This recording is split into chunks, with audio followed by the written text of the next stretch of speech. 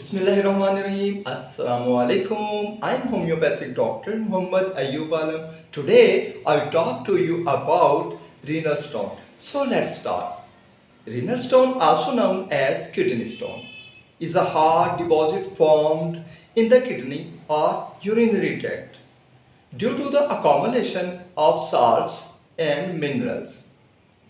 Causes of renal stone: drinking less water, dehydration, excess calcium, oxalate or uric acid buildup, high intake protein or salty rich foods, family history, genetic tendency, certain medical conditions such as gout, hyperparathyroidism, recurrent urinary tract infection, symptoms of renal stone: severe pain in the lower back or abdomen, renal colic, pain radiating from the back to the groin or urinary tract, blood in urine, hematuria, nausea or vomiting, frequent urination with burning sensation, sometimes fever if infection present.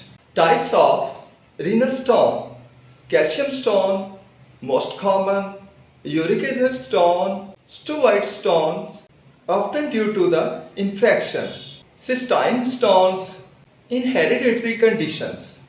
Allopathic treatment for renal stone: small stones, increased water intake, pain management medication may pass naturally.